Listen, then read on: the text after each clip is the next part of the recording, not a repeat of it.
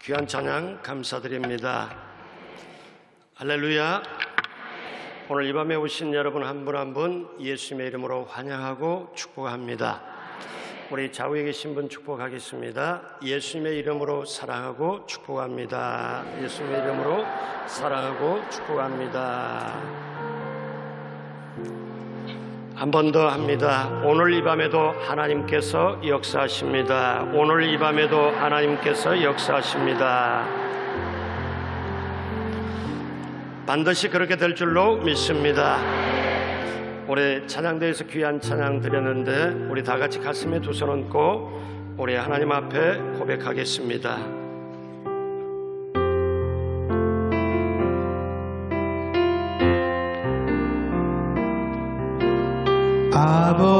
아버지 사랑합니다. 아버지 경배합니다. 아버지 채워주소서 당신의 축복으로.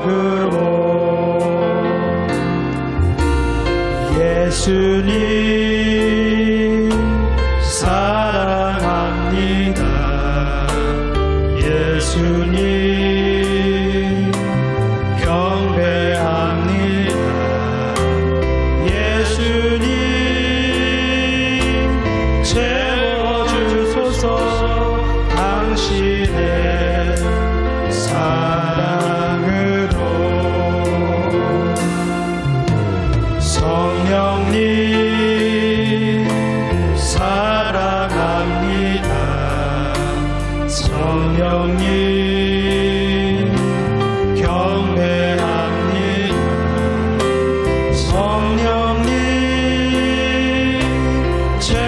채워주소서 당신의 능력으로. 아버지 사랑합니다. 아버지 사랑합니다. 아버지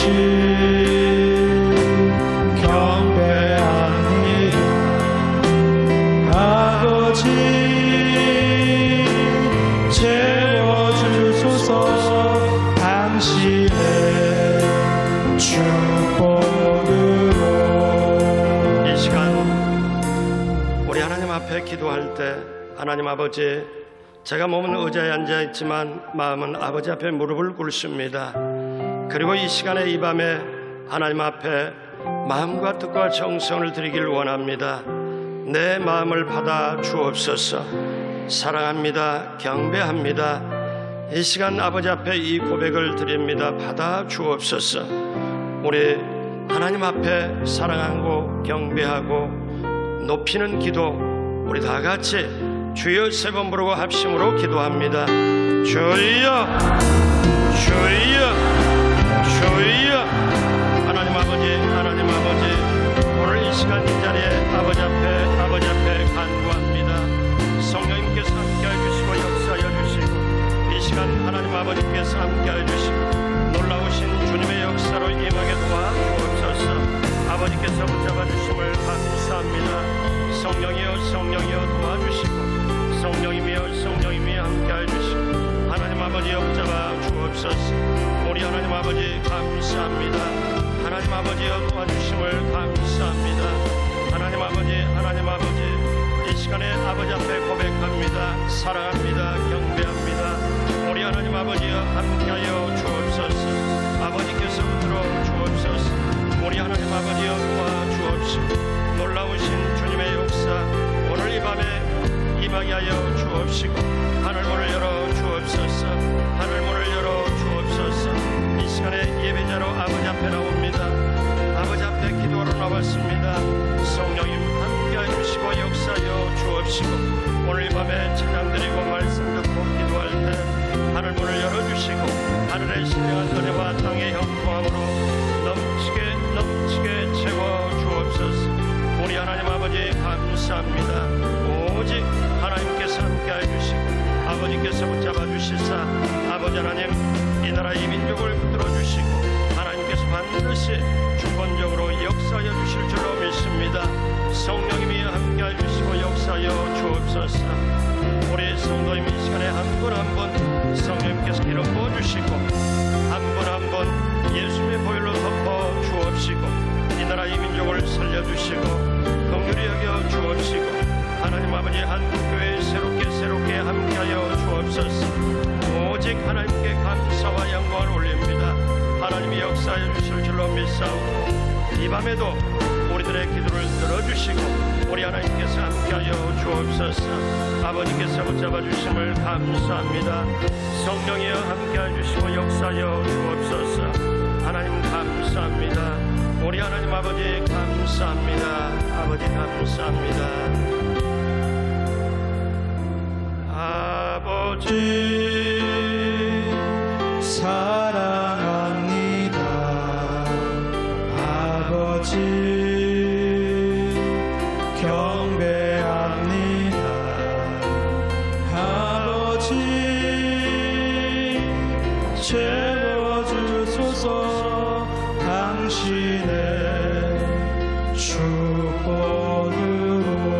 축복으로. 사랑과 은혜가 풍성하신 아버지 하나님, 이 시간에 사랑하는 성도님들 하나님의 자녀가 이 자리에 모여서 찬양드리고 말씀을 듣고 기도하기를 원합니다. 성령님 도와주옵소서. 이전에 성령의 기름 부음이 가득 차게 하여 주시고 예수님의 보혈로 가득 차게 하여 주시고 우리 성도님 한 분 한 분 머리와 심령에 성령의 불로 임하게 하여 주옵시고 기름 부어 주옵소서. 예수님의 보혈로 덮어주시고 부어주시고 새롭게 씻고 발라주셔서 새롭게 거듭나고 놀라운 능력의 역사가 이 시간 이 밤에 이루어지게 하여 주옵소서. 이 나라 이 민족을 살려 주옵시고 한국교회 회개하고 새롭게 나가도록 한국교회가 하나 되게 하여 주옵소서. 우리 여조신 몸께 마지막 때 땅끝까지 주의 복음을 전하는 귀한 사명 감당케 하여 주옵시고 원로 목사님 늘 강건함으로 붙들어 주옵소서. 담임 목사님 사역을 안전을 건강을 지켜 주옵시고 선포되는 귀한 말씀이 많은 영혼 축제로 돌아오는 역사가 넘치게 임하게 하여 주옵소서. 오늘 이 밤에 찬양드리고 말씀 듣고 기도할 때 하늘 문을 열어 주옵소서. 한마디 한마디 기도가 땅에 떨어지지 않고 하늘 보좌에 상달되게 하여 주시고 이 나라 이 민족의 우리나라의 우리 조국의 새로운 역사 놀라운 회복의 역사가 시작되게 하여 주옵소서. 감사와 영광을 올리옵고 예수님의 이름으로 감사하며 기도드립니다. 아멘.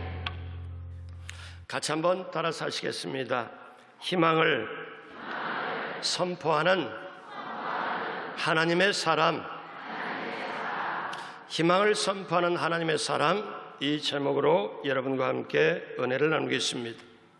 넬슨 만델라라 하는 사람이 있습니다. 그는 아프리카 남아공에서 인종차별 반대 시위를 주동하다 대학에서 쫓겨났습니다. 백인 정권의 정책에 맞서서 투쟁하다가 투옥돼서 감옥에서 무려 27년간을 옥살이를 하게 됩니다. 옥살이를 할 때 죄수의 등급이 D급이었습니다. 이 최악의 정치범인 D급은 6개월의 면회가 한 번 되고 6개월의 편지 한 통만 쓸 수 있도록 아주 힘든 상태입니다. 그래서 그에게는 아무런 힘이 없었고 갈수록 죄책감이 늘어갔습니다. 독방에 갇힌 지 4년째 되던 해 어머니가 세상을 떠났습니다. 그리고 그 다음 해에 큰아들마저 자동차 사고로 죽었고 장례식에도 참석할 수도 없었습니다. 가족 역시 아내와 자녀들 14년째 고통스러운 나날을 보내고 있었습니다. 아내와 딸들은 영문도 모른 채 강제로 집에서 쫓겨나 고립된 흑인의 거주지역에 끌려갔습니다. 둘째 딸은 심한 우울증에 시달렸지요. 그러던 중에 14년 동안이나 보지를 못했던 맏딸이 자식을 낳았다고 찾아왔습니다. 면회가 고통스러웠지만 넬슨 만델라는 그의 큰딸이 아이를 낳았다고 해서 찾아온 그것을 그대로 외면하지 않고 면회를 했습니다. 딸이 얘기를 합니다. 아버지, 그때 제가 편지로 말씀드린 제 딸의 이름을 지어 정하여 주셨나요? 그들에게는 할아버지가 손자, 손녀에게 이름을 지어주는 전통이 있습니다.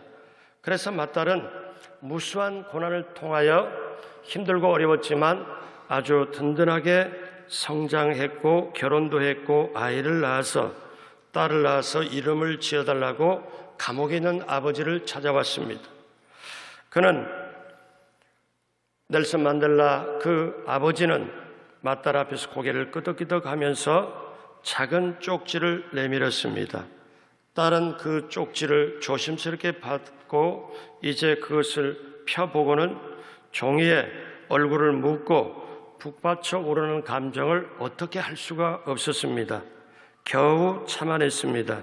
종이에 묻은 잉크가 딸의 눈물로 얼룩지고 있었고 거기에 적혀있는 글자가 무엇인가 하면 아즈위, 우리말로 희망이었습니다. 그 손녀에게 희망이라는 이름을 지어준 것입니다.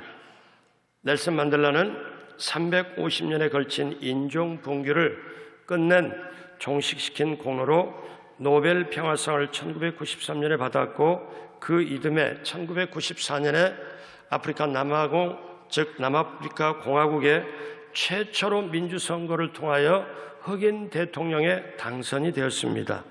그리고 2013년, 지금으로부터 3년 전에 12월 5일 날 95세로 세상을 떠났습니다. 지구촌의 사람이 그토록 그를 존경하고 추모하면서 그의 뜻을 소중하게 간직하고 싶어하고 그를 추모를 했습니다. 이 만델라는 어두운 감옥에서 희망을 붙잡았습니다. 감옥 생활 27년을 했음에도 불구하고 강력하게 희망을 붙잡고 그 희망이 자기를 인도하는 것을 직접 경험하고 나와가지고 결국 대통령에 당선되고 그 남아공을 이끌고 인도를 했습니다. 27년 옥살이 얼마나 힘들었을까요? 얼마나 고통스러웠을까요? 그런데 희망을 붙잡고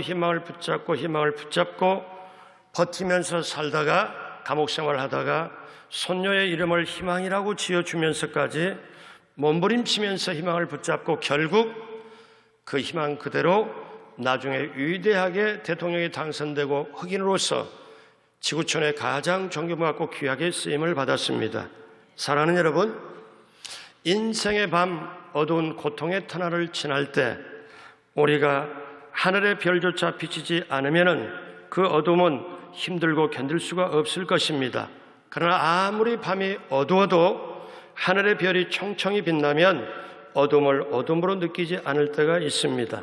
그러므로 우리의 인간의 삶이 아무리 어두워도 괴롭고 고통스러운 밤에 와도 별과 같이 희망을 바라볼 수 있다면, 별과 같이 희망을 붙잡을 수 있다면 여러분, 우리 앞에 절망이 아니고 길이 열리게 될 줄로 믿습니다.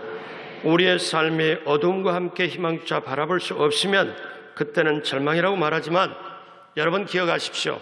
희망이 꿈을 낳고 꿈은 사랑을, 사랑은 믿음을 낳습니다.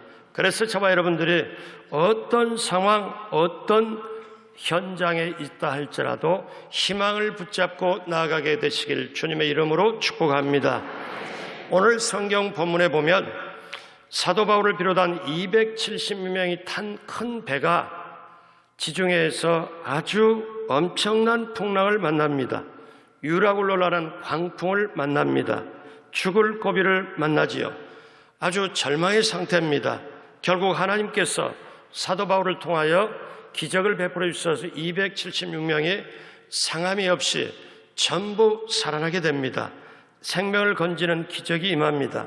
자, 이 말씀을 통하여 오늘날 이 시대를 살아가며 이 시대의 아픔, 시대의 분노, 그리고 우리 가슴 속에 눈물 지는 멍든 가슴을 갖고 답답한 가슴을 갖고 살아가는 이 시대에 우리 예수 믿는 사람이 오늘 본문을 통하여 무엇을 깨닫고 무엇을 붙잡고 나아가야 될까요? 첫째로 우리의 삶에 엄청난 풍랑이 다가올 수 있다는 것입니다.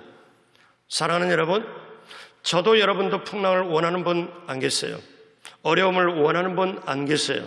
그런데 여러분, 우리가 살아가는 인생의 길에 두 가지 길이 있습니다.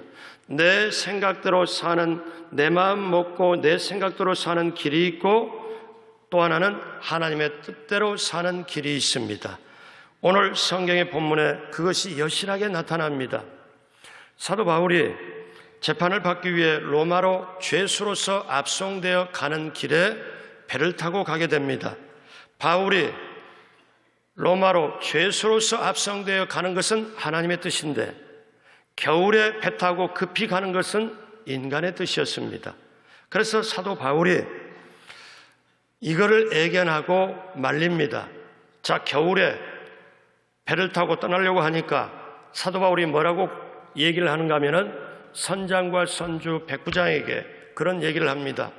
이 겨울에 떠나면은 물건이나 배에 심한 타격이 있겠고 우리 생명에도 아주 힘든 순간을 맞이하게 될 것이라고 사도 바울이 그렇게 예견을 하는데 이들이 사도행전 27장 11절에 백부장이 선장과 선주의 말을 누구의 말보다 더 믿더라? 바울의 말보다 더 믿더라. 그래서 하나님의 사람 바울이 심각하게 떠나면 안 됩니다. 큰 풍랑으로 인해 하물과 배에 큰 손실이 있고 사람의 생명까지도 위태롭습니다. 그런데 이들은 사람의 눈으로 보기 때문에 죄수로만 보였고 지금 쇠사슬에 매여 있는 죄수가 알면 뭐하라. 이 선장은 어떻게 합니까? 지중해는 내가 잔뼈가 굵었고 지중해는 나보다 더 잘하는 사람이 어디 있나. 선주는 내가 이 배의 사장이니까 나는 정말 돈을 벌여야 되겠고 백부장은 군인을 거느린 그 권세 있는 백부장이기 때문에 백부장도 선장도 선주도 죄수의 말을 기울이질 않습니다. 그래서 겨울에 그 배를 출발을 시키는데 이것은 하나님의 뜻이 아니었습니다. 그래서 엄청난 값을 치릅니다. 우리 사도행전 27장 13절 14절 같이 봅니다. 남풍이 순하게 불매 그들이 뜻을 이룬 줄 알고 닻을 감아 그레데 해변을 끼고 항해하더니 얼마 안 되어 섬 가운데로부터 유라굴로라는 광풍이 크게 일어나니 유라굴로라는 광풍이 크게 일어나니 여러분 본문에 기록된 대로 유라굴로는 광풍, 사실 미친 바람입니다. 유라굴로는 동풍을 의미하는 유로스와 그 다음에 북풍을 의미하는 아킬로가 합해서 만들어진 겁니다. 그러니까 지중해에 북풍과 동풍이 한꺼번에 몰아붙여가지고 물이 뒤집어지는 그런 것이 바로 유라굴로 광풍입니다. 그런데 이제 그 배를 타고 유라굴라 광풍을 만나고 보니까 배가 밀려 바람을 맞춰 갈 수가 없고 어떻게 사람의 힘으로 할 수가 없습니다. 그래서 풍랑에 배가 휩쓸려 가지요. 유능한 선장도 노련한 선주도 선원도 있지만 어떻게 할 수가 없습니다. 물결 치는 대로 흘러갈 수밖에 없습니다. 어쩌면 오늘 우리 이 시대의 시대상과 똑같습니다.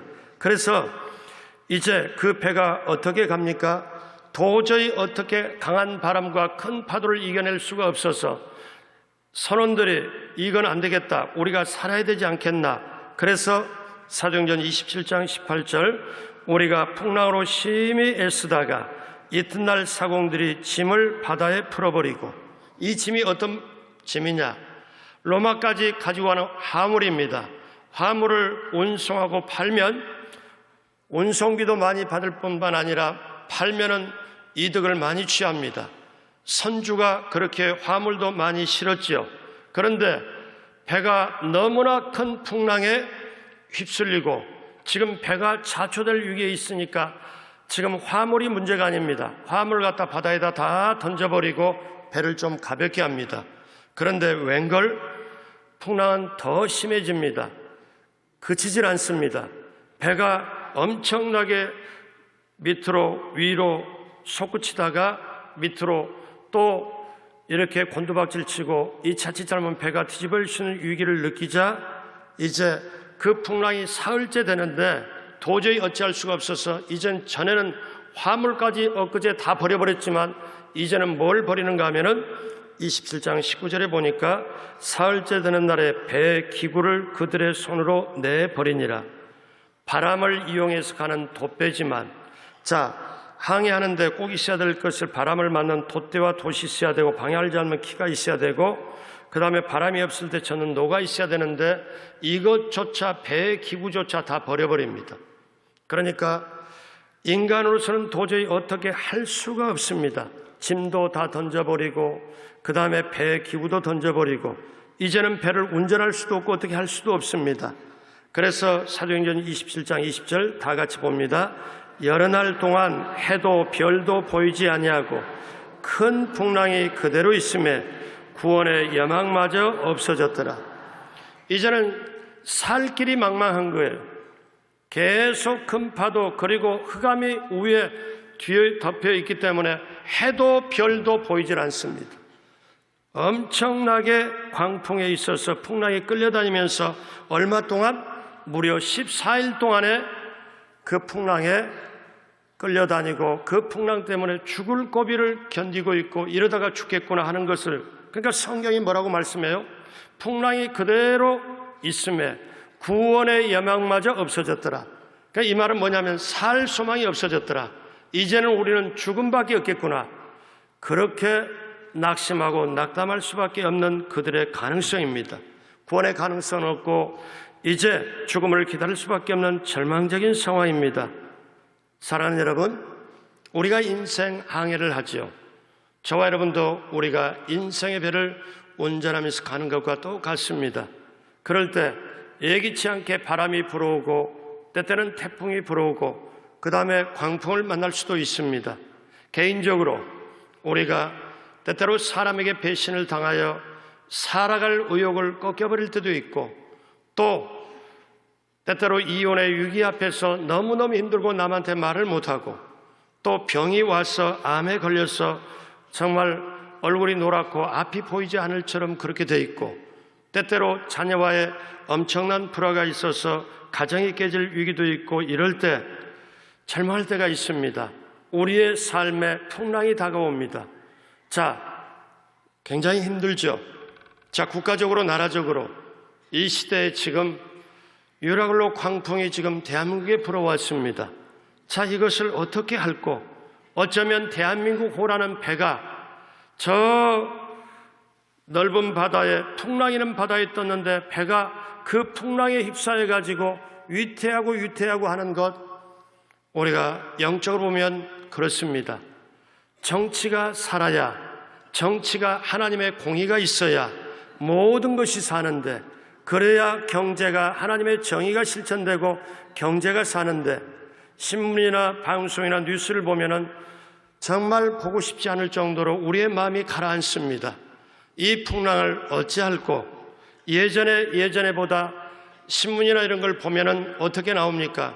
IMF보다 더 큰 환란이 다가올 수 있다고 경고음이 계속되는데, 조류 지금 인플루엔자가 AI가 지금 돼서 역사상 가장 지금 많은 지금 오리를 닭을 살처분을 하고 있는데, 자, 어떻게 해야 되나? 그런데 이런 때 북한의 위협이 없어진 게 아니죠. 그런데 그런 위협 다 사라져버려. 왜? 안에서 신경 쓰지 말할 게 신경을 쓰기 때문에 그렇습니다. 앞이 보이질 않아요. 자, 절망입니다. 이럴 때 어떻게 해야 되나요? 너무나 어려운 상황이 전개됩니다. 어쩌면 여기에 유라굴로 광풍을 만난 배와 같은 모습일 수가 있습니다. 저도 나라 걱정, 여러분도 나라 걱정. 오늘 이 밤에 우리는 집중적으로, 또 이 밤에뿐만 아니라 나라를 위해서 기도해야 될 줄로 믿습니다. 자, 이 시대에 조국이 없고 나라가 없으면 아무것도 아닌데 우리가 해야 될 일은 무엇입니까? 역대하 7장 14절 우리 다 같이 봅니다. 내 이름으로 일컫는 내 백성이 그들의 악한 길에서 떠나 스스로 낮추고 기도하여 내 얼굴을 찾으면 내가 하늘에서 듣고 그들의 죄를 사하고 그들의 땅을 고칠지라. 아멘. 하나님께서 말씀하십니다. 내 이름으로 일컫는 내 백성이 그들이 악한 길에서 떠나서 회개하고 스스로 낮추고 기도하여 나를 찾고 찾으면, 나의 도움을 찾으면 하늘에서 내가 듣고 그들을 죄에서 사고 그들의 땅을 고칠지라. 이 역사가 우리 한국에 임하게 되기를 주님의 이름으로 축복합니다. 그러려면 우리가 어떻게 해야 됩니까? 회개하고 하나님께로 돌이켜야 됩니다. 우리 모두가 회개하고 돌이켜야 됩니다. 한국교회가 새벽부터 회개하고 돌이켜야 됩니다. 저도 여러분도 회개하고 돌이켜야 됩니다. 우리가 대신 회개하고 또 나라와 민족을 위하여 하나님, 바람 앞에 등불 같은 저 풍랑에 이는 바다에 한 척의 배처럼 위태위태하는 이 대한민국에, 그러나 지금까지 어떻게 합니까? 지금까지 그 많은 고비를 이기고 주님의 은혜로, 주님의 보살핌으로 여기까지 왔는데 여기서 자초할 수 없습니다. 여기서 무너질 수 없습니다. 이 나라 이 민족을 누가 책임질까요? 사랑하는 여러분, 이 밤에 모인 기도하는 그리스도인, 기도하는 저와 여러분들이 이 나라 이 민족을 책임져야 될 줄로 믿습니다. 우리 인생에 가는 길에, 국가가 가는 길에 예기치 않게 엄청난 풍랑이 다가올 수 있습니다. 이미 다가왔습니다. 자, 그러면 어떻게 해야 될까요? 둘째로, 하나님은 풍랑 중에도 말씀하신다는 것입니다. 금방이라도 배가 뒤질 빗을 합니다. 큰 풍랑 유락을로 앞에 할 수 있는 것은 아무것도 없습니다. 하나님은 풍랑 중에도 하나님의 사람에게 말씀합니다. 여러분 기억하십시오. 하나님의 말씀은 세상 사람에게 하시는 게 아니고 하나님의 사람에게 말씀하신다는 거예요. 276명이 배를 타고 가지만 거기에 하나님의 사람에게 하나님이 말씀하십니다. 오늘 사도행전 27장 23절, 내가 속한 바 곧 같이 하겠습니다. 그 다음, 내가 섬기는 하나님의 사자가 어젯밤에 내 곁에 서서 말하되. 여러분, 저와 여러분들이 이런 고백이 필요합니다. 우리가 안 믿는 사람에게, 요즘 불안불안하는 우리 안 믿는 사람 이웃에게 우리가 어떻게 선포가 필요합니까? 내가 섬기는 하나님이, 내가 믿는 하나님이 내게 말씀하셨다. 평안하라, 안심하라 할 수 있는 이 소망을 주는 그 정도 배짱과 확신과 그 평안이 우리에게 있어야 될 줄로 믿습니다. 여러분, 성도의 축복이 무엇입니까? 세상 사람들은 듣지를 못해요. 그러나 성도, 거룩함을 따르는 곳, 천국의 도성까지 가는 성도, 구별된 사람, 세상과 구별된 성도는 하나님의 말씀을 듣는 것이 가장 귀한 축복인 줄로 믿습니다. 하나님의 말씀이 하나님의 말씀으로 나에게 들려질 때 그 말씀을 듣고 우리는 살아가는 것이 하나님의 백성, 하나님의 자녀인 우리인 줄로 믿습니다. 그렇기 때문에 내게 속한 바, 내게 속한 바, 내가 섬기는 하나님이 그 사자가 어젯밤에 내게 말씀하시길. 그리고 그 다음에 뭐라고 말씀합니까? 24절 같이 봅니다. 바울아, 두려워하지 말라. 내가 가이사 앞에 서야 하겠고 또 하나님께서 너와 함께 항해하는 자를 다 내게 주셨다 하였으니. 여러분, 이 말씀이 기가 막힌 말씀입니다. 여러분 보십시오. 276명, 사도 바울을 포함해서 270명이 배를 탔는데 엄청난 광풍을 만나 14일 동안 광풍이 뒤집어져서 파도가 엄청나게 뒤집어질 정도로 하니까 배가 곧 곤두박질해서 곧 파산되고 완전히 사람들이 죽을 고비입니다. 그런데 하나님이 그 풍랑 중에 하나님의 사람에게 말씀합니다. 오늘 이 밤에, 오늘 유성으로 중계받는 곳, 인터넷으로 하는 그곳일지라도 내가 하나님의 사람이라면 여러분에게 하나님의 음성이 들려지게 될 줄로 믿습니다. 하나님의 말씀이 들려지게 될 줄로 믿습니다. 그렇기 때문에 바울아, 하나님의 사람아, 두려워하지 말라. 내가 가이사 앞에 서야 하겠고 또 하나님께서 너와 함께 항해하는 자를 다 내게 주셨다 하시니라.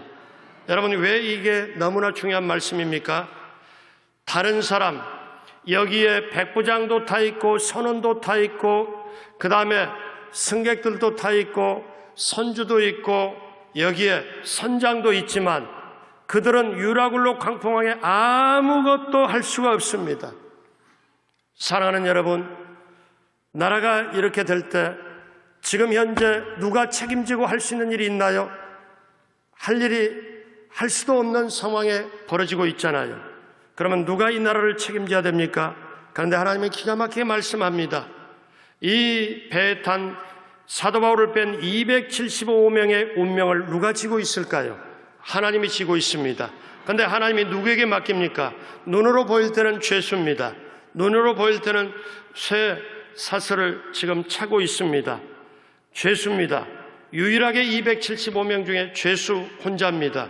그런데 그 사람이 하나님의 사람입니다.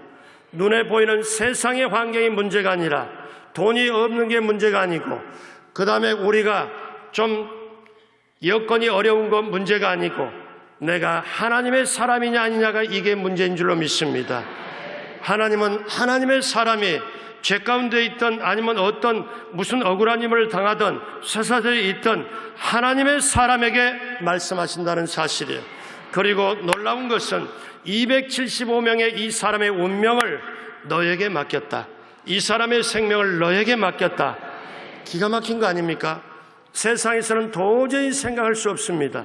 그러므로 여러분, 오늘 이 밤에 저와 여러분들이 알 것은 내가 비록 약하지만, 내가 비록 연약하지만, 내가 비록 부족하지만, 내가 아직 능력이 적지만 나는 오늘 이 시대를 살아가는 그리스도인이요 하나님의 사람이다.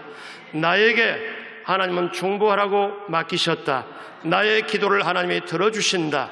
지금 설교를 통해서 하나님이 말씀하시고, 여러분이 성경을 읽을 때 하나님이 말씀하시고, 그래서 말씀을 나는 듣는다. 자, 그러므로 어떻게 이 나라 이 민족의 모든 운명이 나 그리스도에게 맡겨졌다. 이 사명감을 가지고 기도하시길 주님의 이름으로 축복합니다. 여러분, 풍랑이 이는 한복판에 선장도 아무 역할을 못합니다. 선원도 역할을 못합니다. 선주도 역할을 못합니다.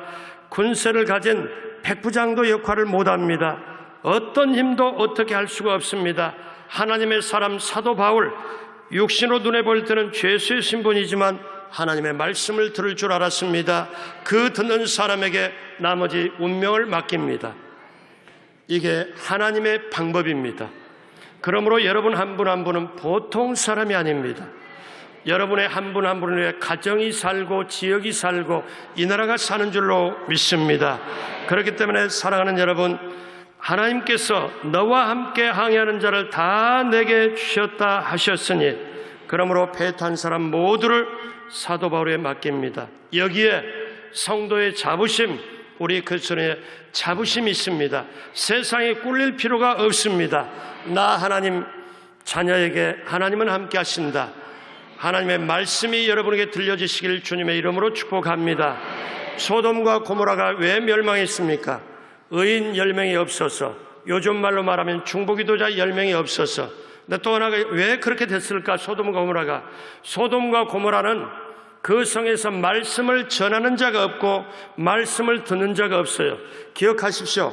에스겔 골짜기 37장에, 그 에스겔 37장에 골짜기에 마른 뼈가 가득하고 그렇게 있어도 하나님의 말씀이 임하면 뼈가 살아나고 하나님의 성령의 생기가 부어지면 뼈가 살아나서 큰 군대가 되는 것처럼 오늘날 대한민국에 우리 그리스도인부터 정신 차리게 하려고 하나님의 이 풍랑을 몰고 오게 하고, 이제 우리가 저 출애굽기 17장의 모세와 아론과 훌처럼 우리가 중보기도 하게 되면 정치의 현장에서, 경제의 현장에서, 그리고 국방과 안보의 현장에서, 교육과 사회, 문화, 언론의 현장에서, 종교, 스포츠, 언론, 예술, 우리나라의 모든 분야의 현장에서 반드시 승리가 임하게 될 줄로 믿습니다. 그렇기 때문에 저와 여러분들이 아무리 어떤 힘든 환경일지라도 하나님의 말씀이 있으면 나는 산다, 길이 열린다. 여러분, 그러기에 시편 110편 105절에 주의 말씀은 내 발의 등이요 내 길의 빛이라. 그러므로 그 역사가 우리나라에 여러분 개인 개인에게 넘치게 임하게 될 주님의 이름으로 축복합니다. 우리에게 첫 번째 풍랑이 다가올 때가 있고, 두 번째, 그 풍랑 중에도 하나님은 말씀하시고, 그러면 세 번째, 우리는 어떻게 합니까? 하나님의 사람은 말씀을 듣고 희망을 선포했습니다. 자, 우리 하나님의 사람에게 말씀이 들려지면, 말씀을 들었으면 이제는 어떻게 돼요? 그 말씀을 듣고 그 말씀대로 우리가 선포해야 될 줄로 믿습니다. 오늘 27장 25절 같이 봅니다. 그러므로 여러분이여 안심하라. 나는 내게 말씀하신 그대로 되리라고 하나님을 믿노라. 아멘. 생각해 보십시오. 죄수입니다. 배 한쪽에 있습니다. 지금 쇠사슬을 차고 있어요. 자유가 없습니다. 그런데 얼마나 당당합니까? 남들은 지금 죽을까 살까 하고 14일 동안 광풍에 도저히 어떻게 해서 눈에 초점을 잃어버리고 두려움이 가득 찼는데, 이 쇠사슬 찬 사도 바울이 자리에서 일어나서, 자, 여러분이여 안심하라. 이 전에도 말, 여러분이 안심하라. 내가 섬기는 하나님이 어젯밤에 사자를 보내서 내게 말씀하셨다. 이 배에 모든 생명을, 모든 여러분들을 나에게 붙였다고 말씀하셨다. 그러니 배는 손상이 있겠지만 여러분의 생명은 결코 해하지 않게 된다. 그러므로 여러분 안심하라. 여러분은 산다. 여러분은 반드시 살게 된다. 안심하라. 놀라운 복음을 선포하는 거예요. 그 어려운 환경에서 하나님의 말씀을 듣고 선포하는 거예요. 여러분, 그러면 저와 여러분들이 이 밤에 우리가 분명히 붙잡을 것은, 지금 이 시대에 세상은 힘들지만 내게 하나님의 말씀이 들려지느냐, 내게 말씀이 들려지느냐 이거예요. 그래서 여러분 이 밤에 나오실 때도, 아니면 다른 분이라도 가자, 기도하러 가자, 말씀 들으러 가자. 여러분, 내 심령에 하나님의 말씀이 들려지는 그 간절함, 애절함, 절절함이 여러분의 심령에 있어야 될 줄로 믿습니다. 주여, 내게 말씀이 들려지게 하여 주옵소서. 주여, 내 심령의 말씀을 듣고 회복하게 하여 주옵시고, 회복한 나의 심령의 말씀을 듣고 세상을 향하여 선포하게 하여 주옵소서. 주위에 불안하고 주위가 어떻게 할 줄 모르고 장사하는 사람 누구도 힘들다고 다 불안할 때, 여러분 오늘 사도 바울처럼 안심하십시오. 우리 대한민국은 결코 무너지지 않습니다. 그러면 무슨 근거로 얘기하느냐? 내가 믿는 하나님, 내가 속한 바 하나님, 내가 믿는 하나님이 그렇게 말씀하셨다. 결코 우리는 다운되지 아니하고, 결코 주저앉지 아니하고, 결코 우리는 좌초되지 않는다. 하나님은 우리를 통해 욥과 같이, 구약의 요셉같이 훈련하고 우리를 쓰신다. 우리 개인에게도 우리 나라에게도. 그러나 새롭게 하려고 과거의 구습 전부 드러나게 만들고 이것을 새롭게 하는 데는 진통의 과정을 겪을 수밖에 없는데, 문제는 이 나라의 이 민족의 여러분, 저와 여러분 개개인에게 어둠의 세력이 틈타서 망가뜨리지 못하고 도적질하고 죽이고 멸망시키지 못하도록 우리가 영적 전쟁 차원에서 기도로 강하게 기도로 예수 그리스도 이름의 권세로 명하고 선포하노니, 한국의 분열을 가져오는 어둠의 세력은 떠나갈지어다.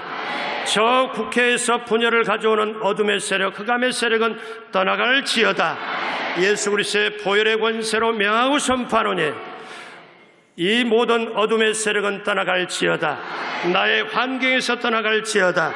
내 생각 속에서 떠나갈지어다. 정치하는 사람 속에서 떠나갈지어다. 한국은 하나가 될지어다. 정결케 될지어다. 반드시 회복될지어다. 여러분, 예수님의 이름의 권세로, 예수님의 보혈로 희망을 선포하시길 주님의 이름으로 축복합니다. 그래서 사도 바울 보십시오. 위대하지 않습니까? 저와 여러분들에게 가르쳐주지 않아요? 안심하십시오. 나의 속한 하나님이 여러분의 생명을 나에게 붙였고, 기가 막힌 거 아니에요? 죄수가 일어서가지고 지금 여러분의 생명을 하나님이 내게 붙였다. 그러니까 이 사람들이 어떻게 합니까? 지금 죽을 고비에서 사도 바울의 말을 듣고, 맞아, 저 사람이 몸은 죄수지만 저 사람이 말한 대로, 우리 배 떠나기 전에 말한 대로 큰 손실이 배에 있겠다. 그대로 됐지. 큰 풍랑이 일어서 힘들게 됐지, 생명이 위태하게 그대로 됐지. 그런데 저 사람이 서서 당당하게 선포되는 저 눈빛을 보아라, 저 당당한 모습을 보아라. 환경이 죽음이 삼킬 정도로 이 풍랑 가운데서도 전혀 요동함 없이 당당하게 서서 선포하는 저 사람을 보아라. 그래, 저 사람이 믿는 하나님을 믿어보자. 저 사람이 믿는 하나님을 따라가보자. 저 사람의 말을 들어보자. 여러분, 우리나라 역사, 우리 그리스도인 때문에 사는 줄로 믿습니다. 이 밤에 모이신 여러분들의 기도로 이 나라 역사가 길이 열리게 될 줄로 믿습니다. 그렇기 때문에 큰 풍랑 유라굴로 가운데 야훼 하나님이 우리를 구원하신다, 살 소망이 끊어졌다고 낙심하지 말라. 하나님이 우리의 생명을 보존한다. 하나님은 우리와 함께 하신다. 그들은 아무런 이의를 제기하지 않았습니다. 275명, 왜? 살아야 되니까 저 사람을 붙잡고, 그때부터 이제 하나님은 역사하시고 이들이 전체가, 배는 완전히 좌초되고 바위에 부딪혀 쪼개집니다. 그들이 멜리데라는 섬에 상륙하고 그 다음에 거기서 이제 추위를 달래고 거기서 먹고 자고 위로를 받다가 나중에 결국 로마로 다 가게 되고, 사도 바울은 로마에 가서 여기에 그 말씀대로 그대로 복음을 전합니다. 마지막으로 한 가지 더 전합니다. 사도 바울이 여기에 중요한 것이 하나가 있습니다. 뭐라고 말씀하는가 하면은 27장 24절에 바울아 두려워 말라, 내가 가이사 앞에 서야 하겠고 로마 황제 앞에 서야 하겠고. 그러니까 사도 바울은 배를 타고 가서 엄청난 풍랑을 만나는데 하나님의 사자가 뭐라고 말씀하냐면, 너는 반드시 로마 황제 앞에 서서 복음을 전해야 되는 게 너의 사명인데 너는 황제 앞에 서야 하겠고. 이게 사명입니다. 여러분, 사명이 있는 자는 죽지 않습니다. 죽을 수도 없습니다. 제가 깨달은 게 하나가 있어요. 제가 예전에 나무 이파리도 나뭇잎도 사명을 가지고 있기에 사명을 다하기 전까지는 떨어지지 않는다. 제가 그 얘기를 듣고 나무를 관찰해 봤습니다. 근데 그해 여름에 태풍이 와가지고 가로수가 뽑히고 어떤 거는 가지가 부러져 갖고 이렇게 길거리에 나자빠지고, 그런데 보니까 그게 사실이에요. 여러분, 나무는요 가지만 있으면 못 삽니다. 나뭇잎이 붙어 있어 갖고 태양을 받아 가지고 탄소 동화작용이라고 해서 태양을 받아가지고 그 열을 다 받았고 빛을 받아가지고 그걸 바꿔가지고 뿌리로 자양분을 내려서 영양분을 내리고 나무가 살도록 하고 열매 맺게 합니다. 이게 이파리의 사명이에요.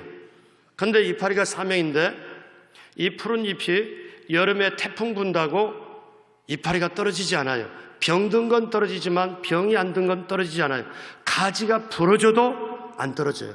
가지가 부러져도 나머지 붙어서 부러져요. 이파리가 사명이 있기 때문에 그 가지에서 떨어지지 않아요.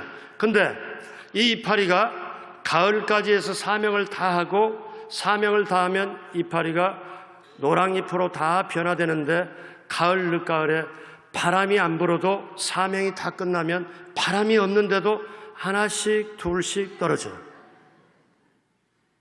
여러분, 나뭇잎도, 이름 모를 나뭇잎도, 그 많은 수많은 나뭇잎도 사명이 있을 때 사명을 다하기 전까지 가지에서 떨어지지 않는데, 붙어 있는데, 저와 여러분들 하나님이 만세전에 택하여 정말 여러분의 가정을 살리고 여러분의 지역과 구역을 살리고 맡겨진 영혼을 살리고 나라와 민족을 살리는 귀한 충차대한 중보기도의 사명이 있고, 그 사명이 있을 때 여러분 같이 따라서 합니다. 사명이 있으면 죽지 않는다.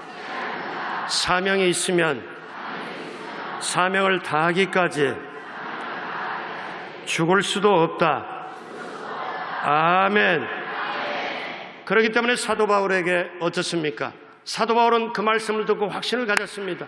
아무리 풍랑이 대작하고 이러도 나는 로마에 간다. 아무리 환경이 어려워도 나는 이 사명을 감당한다. 그리고 하나님이 저 생명을 너에게 붙였다 하니까 담대하게 선언합니다. 사랑하는 여러분, 오늘 저와 여러분들 모두에게 하나님은 크고 작은 사명이 있는 줄로 믿습니다. 그렇기 때문에 저와 여러분들은 사명이 있기에, 그래서 우리는 어떻습니까?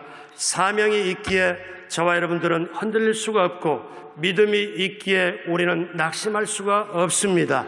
그러므로 우리는 반드시 희망을 선포할 수가 있습니다. 사명이 있으면 선포하고, 희망이 우리가 어떤 때 믿음이 있으면 선포하게 됩니다.